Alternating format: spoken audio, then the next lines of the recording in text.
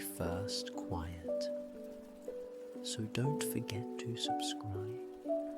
Relax your body and drift into Alice's quiet world. Chapter 1. The First Quiet. The alarm on Alice's phone sounded like it was trying not to wake anyone else up. A soft chime, nothing jarring. It rose and fell in a gentle pattern, the kind of sound someone might choose if they didn't like to be startled out of sleep. Alice had changed it months ago after a particularly rough string of night shifts, and she hadn't gone back since. She blinked her eyes open in the half-dark of her small apartment. The ceiling above her was a muted grey, the outline of the window glowing faintly with the suggestion of dawn. Chicago was still deciding whether it wanted to be morning yet. For a moment, she lay still, the weight of the blanket pressed warmly on her legs. The air had that slight chill of early winter, the kind that nudged her to stay where she was, to delay the world by just 5 minutes. She turned her head toward the window.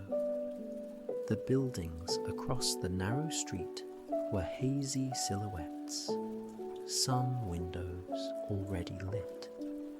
Somewhere, someone else was making coffee, pulling on sweaters, tying shoelaces. Somewhere, someone was still asleep, unaware of the day forming quietly around them. Her phone chimed again on the nightstand, polite but insistent. "Okay," she whispered to no one in particular. Her voice was hoarse with sleep. "Okay, I'm up." She sat slowly, the mattress dipping beneath her, the blanket falling in a soft heap around her waist. Copper strands of hair slid forward over her shoulders. She brushed them back, stretching her arms until her shoulders gave a small, satisfying ache. Another day, she thought, another shift. She swung her legs over the side of the bed and let her feet find the slippers waiting on the floor. The familiar softness greeted her toes. It grounded her, the first small ritual of the morning. In the small mirror beside the wardrobe, her reflection looked slightly blurred in the dim light. Pale skin, sleep-soft eyes, hair gathered hastily into a loose ponytail. She smoothed the wisps at her temple with the side of her hand, not bothering with anything more elaborate. On most days, the hospital saw more of her in scrub than anyone ever saw of her in dresses. The kitchen, really just a nook with counters, welcomed her with the quiet clink of mugs. She filled the kettle and set it on the stove, listening to the hollow echo of water inside.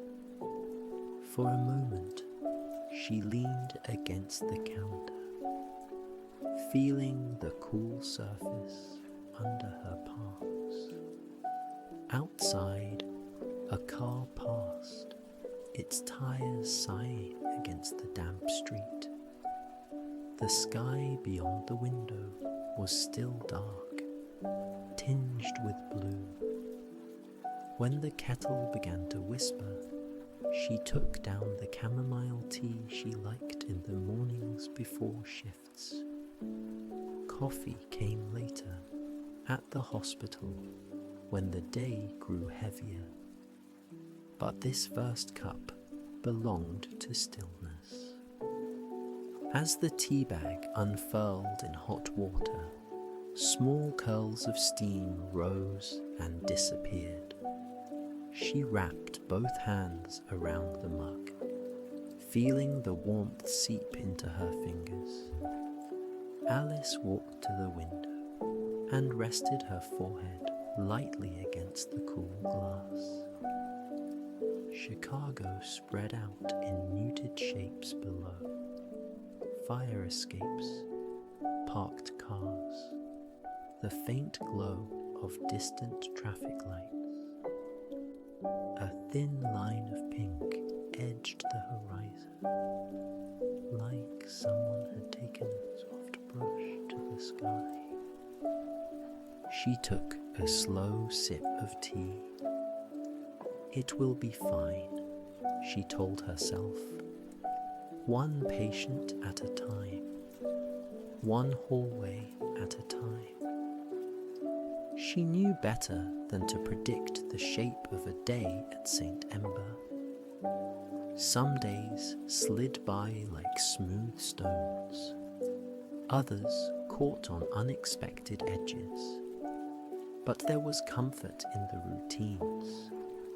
The way of the badge around her neck, the feel of charts in her hands, the beep and hush and hum of a world that never fully slept.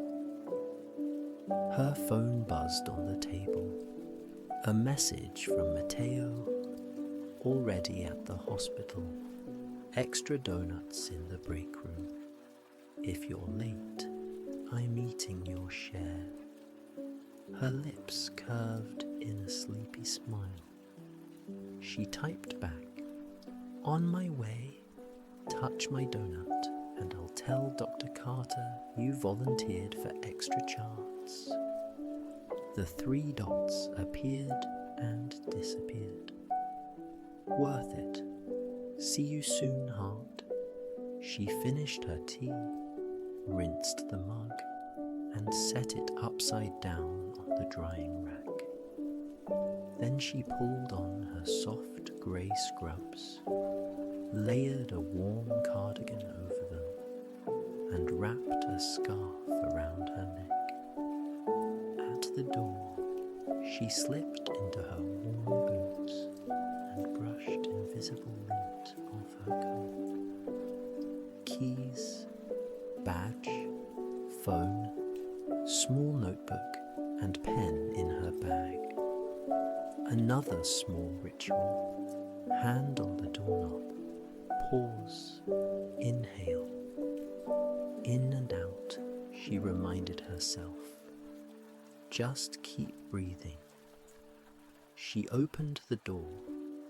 The hallway of her building greeted her with its familiar narrowness, the faint scent of old wood and cleaning products.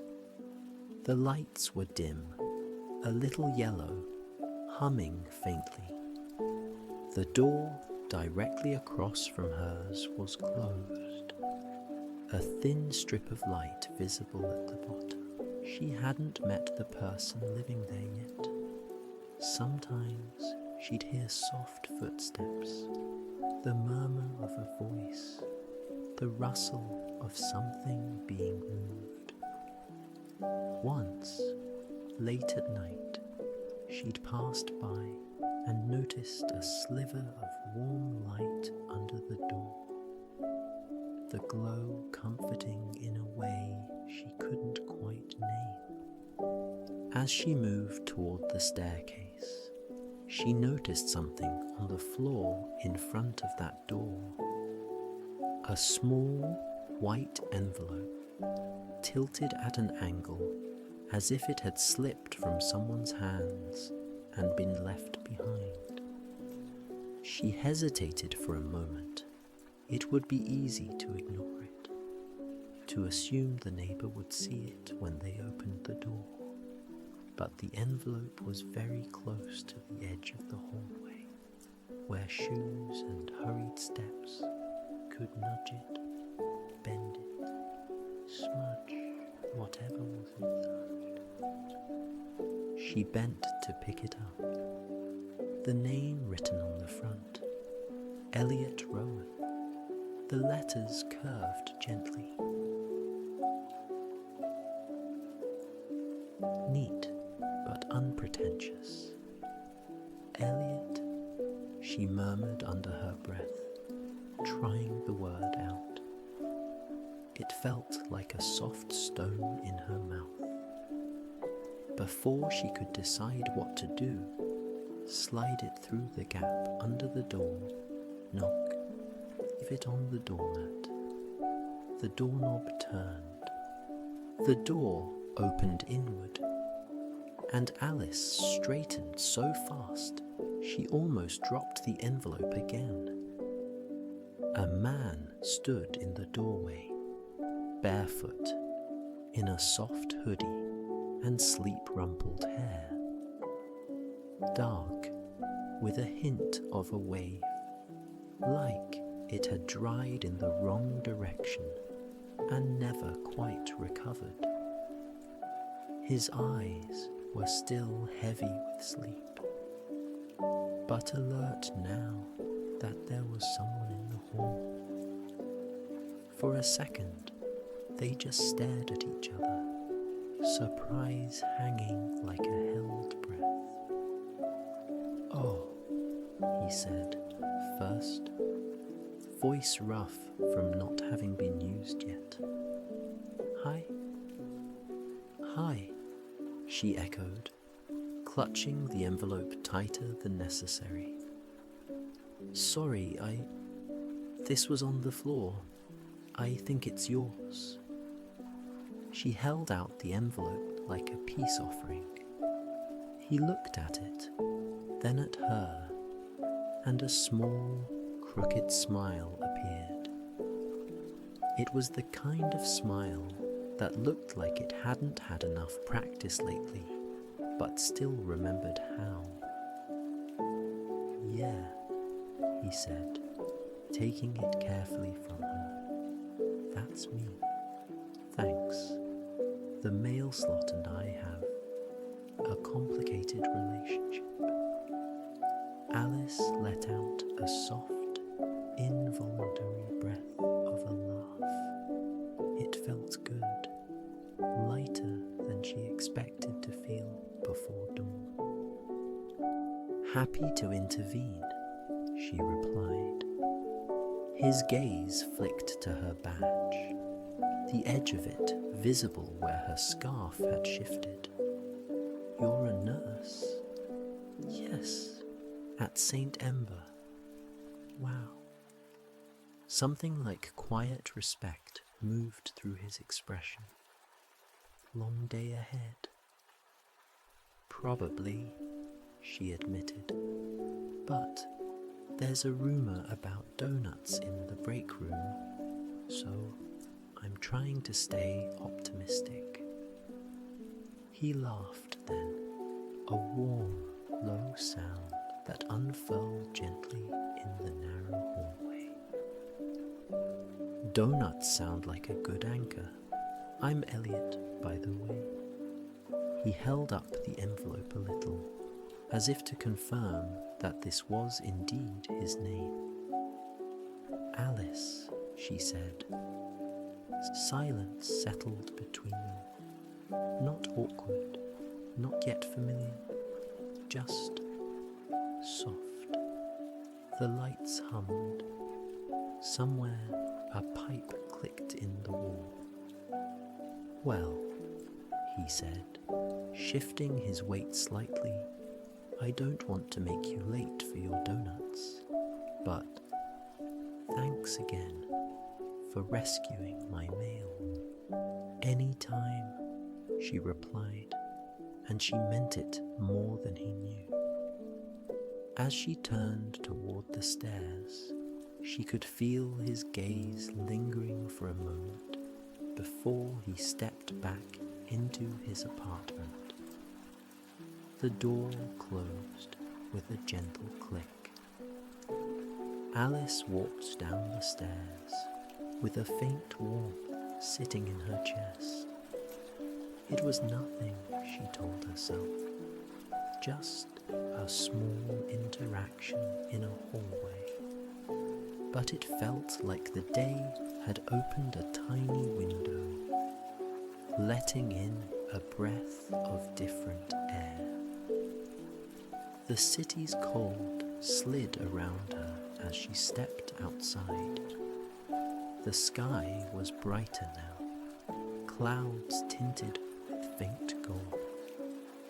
She pulled her scarf closer around her neck and headed toward the train, her boots clicking softly on the pavement. By the time she reached St. Ember, the hospital loomed above her like a familiar lighthouse. Tall windows reflecting the pale sky, automatic doors breathing people in and out. The air inside was warmer, filled with the gentle chaos of an early shift. Voices murmuring, carts rolling, phones ringing in distant offices. Alice checked in, clipped her badge more securely, and made her way up to her floor. The elevator hummed and jolted slightly as it rose.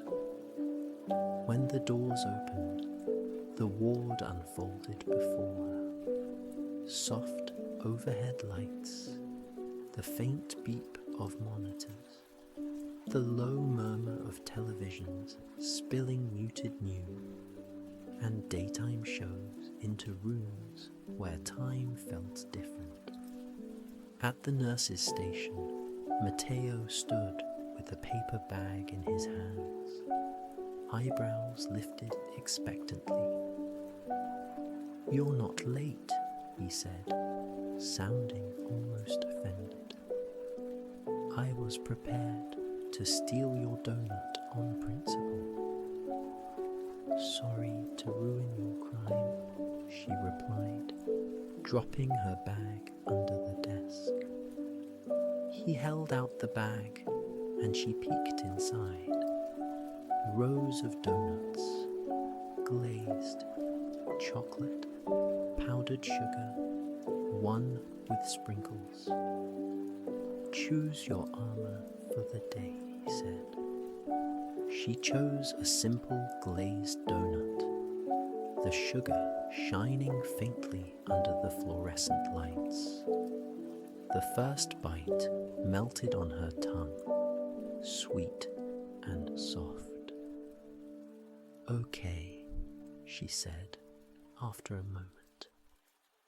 "I can face anything now." "That's the spirit," Matteo declared. He bumped her shoulder lightly. "Dr. Carter already did rounds on the early admits.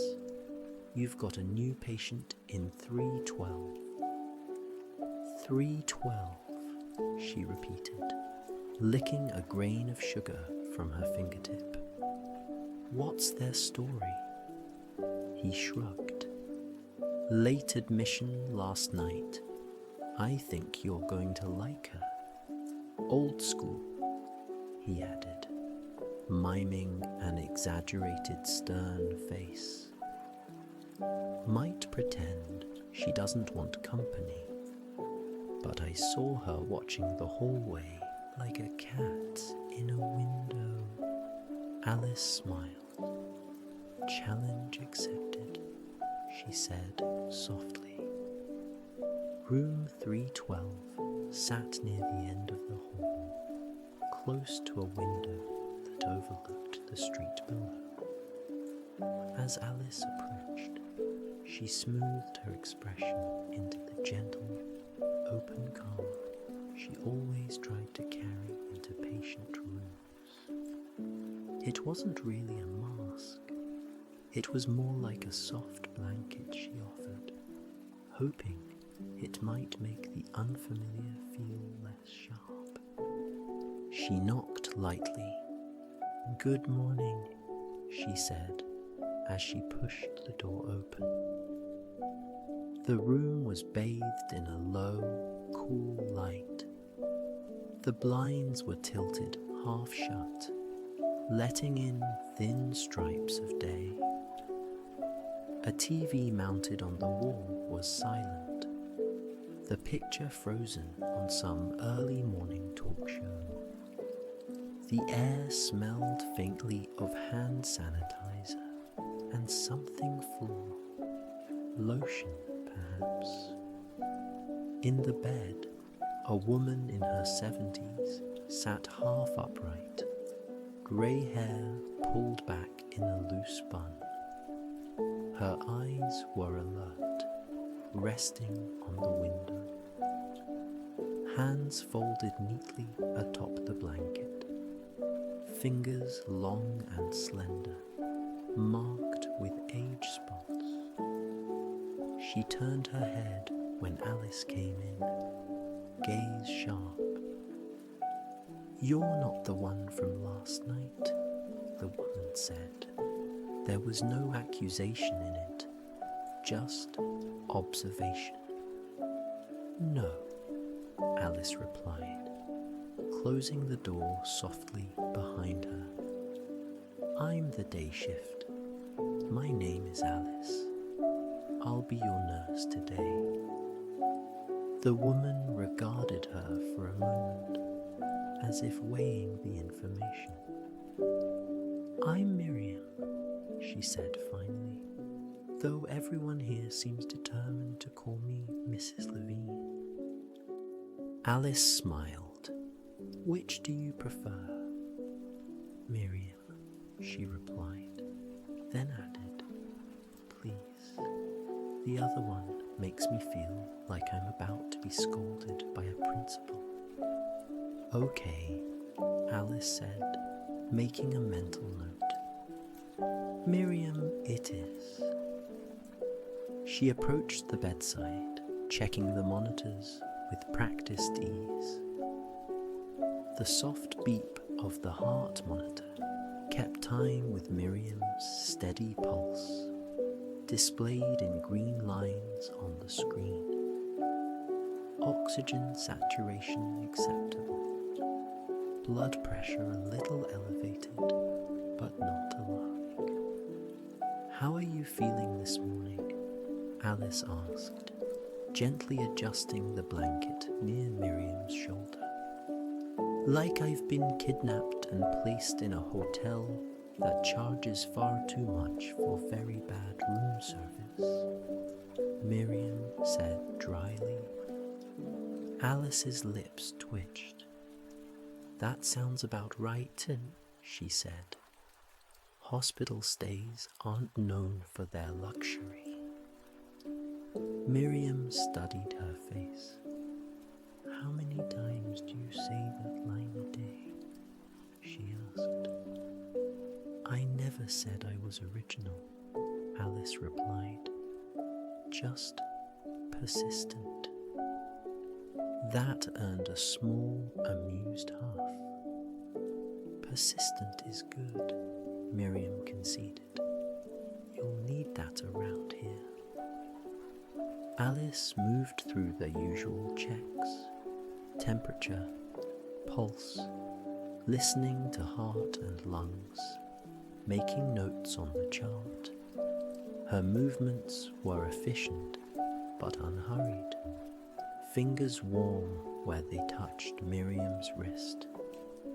"So, what landed you here, Miriam?" she asked gently, when there was a natural pause. Miriam looked back toward the window, jaw tightening. "Betrayal," she said.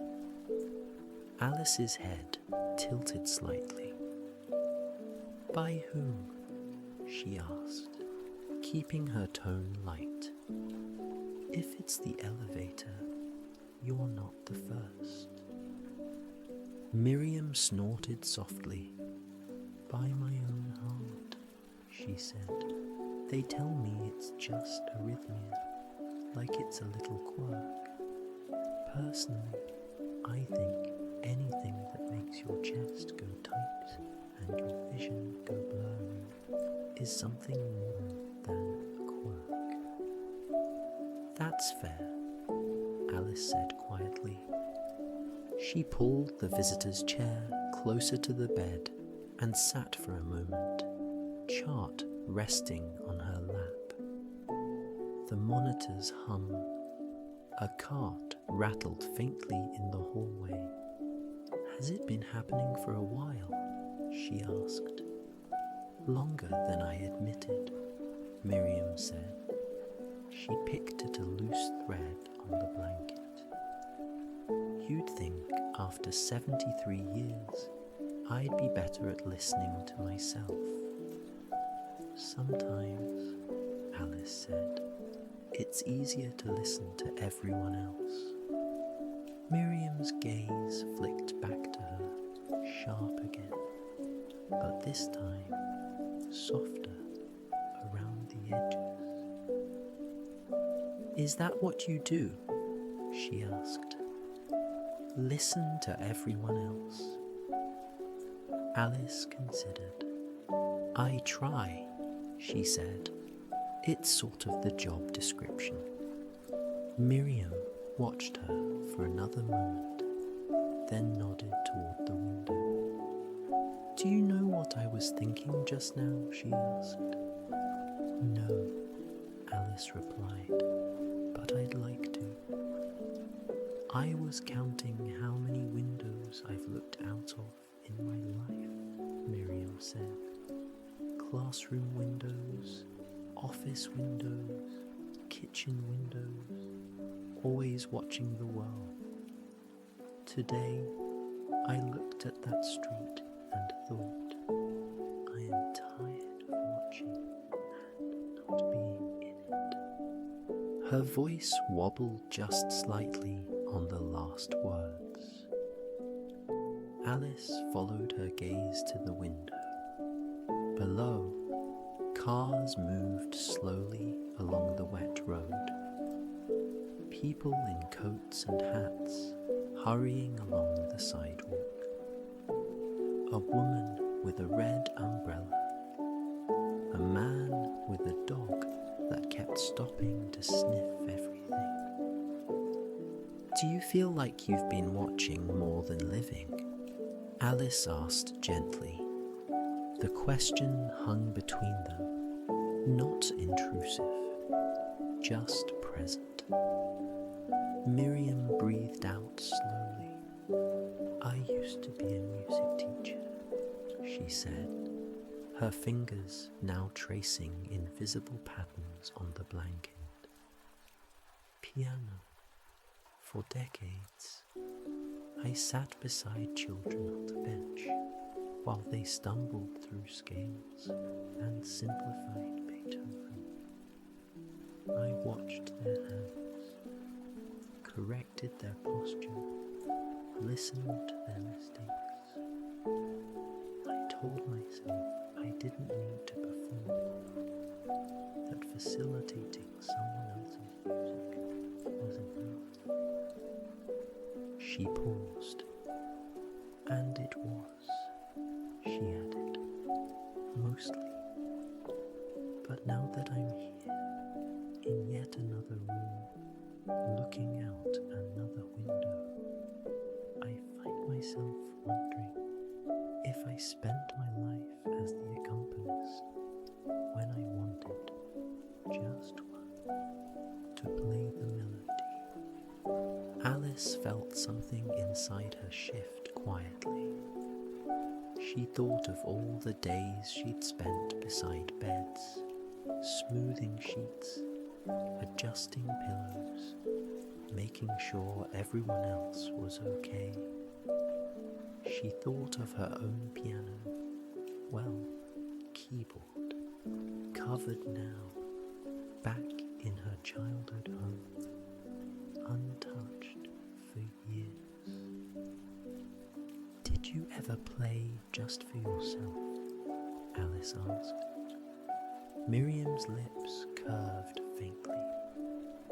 Sometimes, she said, late at night in the empty classroom, I'd leave the overhead lights off and play by the glow of a small lamp.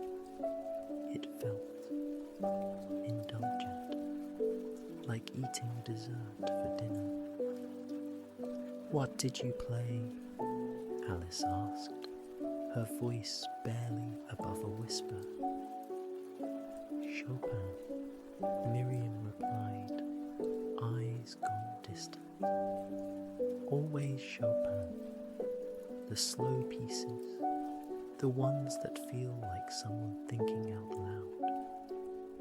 Silence settled, thick and gentle. The monitors continued their soft, steady rhythm. I'm sorry, Miriam said suddenly, blinking away the mist in her eyes. You didn't come here to listen to an old woman regret not being more dramatic. I don't think it's about being dramatic, Alice said. I think it's about wanting to be fully here. She hesitated, then added, sometimes I feel like that too, like I'm standing just outside my own life, watching myself move through it. Miriam looked at her with a surprise that quickly softened on into understanding. You're too young for that, she said, but there was no condescension in it, only concern. I don't feel young when I'm on my third double shift, Alice replied softly. That made Miriam huff again, a small sound that might have been half laugh, half sigh. Fair, she conceded. Still, promise me something. Alice blinked. What? If you ever find yourself counting windows more than memories, Miriam said gently, do something foolish, not harmful, just a little foolish. Step into the street instead of watching from the glass. Alice felt the words land inside her, not like an instruction, but like a seed. I'll try, she said.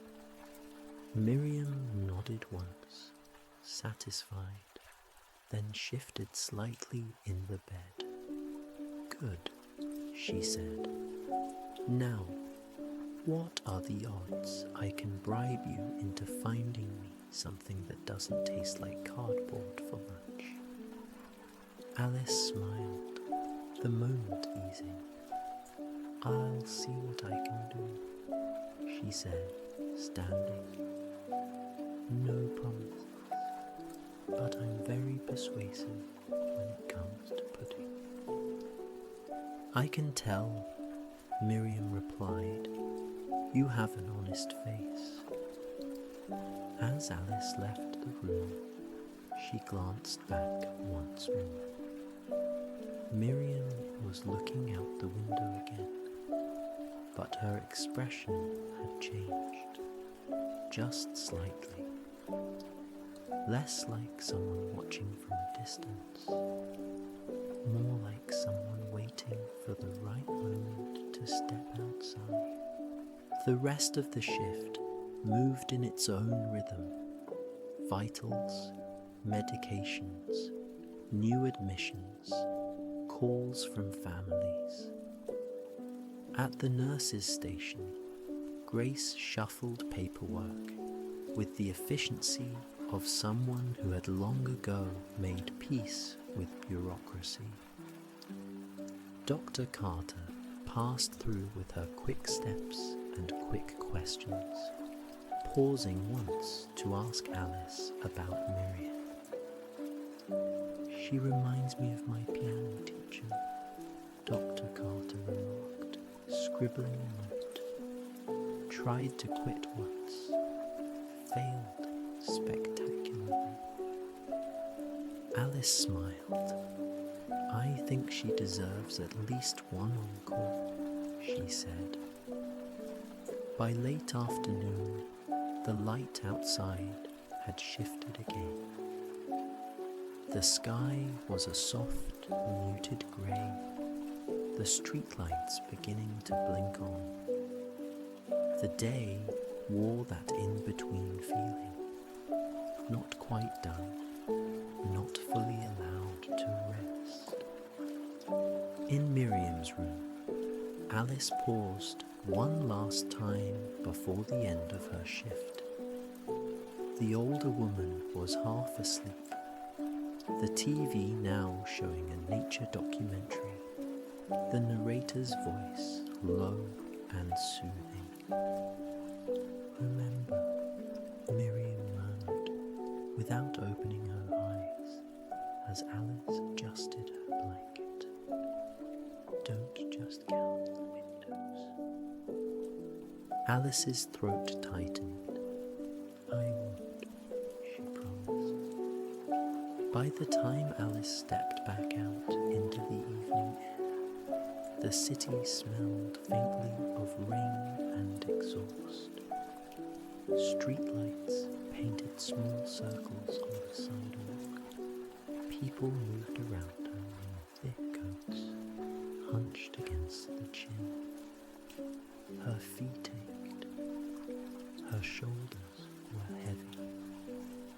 But there was a surprising lightness sitting somewhere within her chest, like a soft, steady glow. On the train home, she watched the reflections in the window. Strangers, lights, her own face layered over the blur of the city.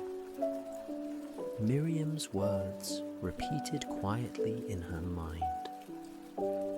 Don't just count the windows. When she reached her building and climbed the stairs, the hallway felt different somehow, though nothing had changed. The same humming lights, the same scuffed baseboards, the same strip of warm light under Elliot's door. She fumbled briefly with her keys, the metal chiming softly. As she turned toward her own door, it opened slightly before she could unlock it. She blinked. Elliot stood there, hoodie swapped for a soft sweater this time, hair still a little messy, but less sleep-ruffled. He looked surprised, as if he hadn't expected her quite yet either. "Oh," he said, "hi again." "Hi," she replied, a little breathless from the climb and the long day. He lifted a small container in his hand. "I made too much soup. I was going to leave some by your door with a note, so it wouldn't be weird. Although, now that I'm saying it out loud, it sounds weird." He trailed off, cheeks faintly flushed. Alice looked at the container, steam still fogging the lid, and felt something was inside her. A small, foolish thing. A step into the street instead of watching from behind the glass. "It doesn't sound weird," she said softly. It sounds kind. He let out a breath he might not have realized he was holding. Well, he said, smile appearing again, sheepish and hopeful. In that case, would you like some soup? It's vegetable, nothing fancy, but it's warm, and I can vouch that it won't try to imitate cardboard. She laughed, a real laugh this time, tired but bright. That's already better than expected, she said. So yes, I'd love some. He looked relieved, almost ridiculously so. Great, he said. I'll, get you a bowl, unless you prefer to eat from the container, which is also a valid lifestyle choice. She shook her head, still smiling. A bowl is fine, she said. Give me a minute to drop my things. Of course, he replied quickly. No rush. As she stepped into her apartment and closed the door, Alice leaned her back against it for a moment, eyes closed. A day of beeping monitors and whispered fears. A woman who had spent her life beside pianos, longing quietly for melody. A hallway, an envelope, a neighbor with soup. She exhaled slowly, one patient at a time, she thought. One hallway at a time. One small, foolish step at a time. When she opened her eyes again, the room was bathed in the soft light of early evening. The lamp near the couch cast a gentle glow. The city outside breathed. For the first time in a while, Alice felt not just like she was watching her life from the outside, but like she had stepped just a little into the center of it.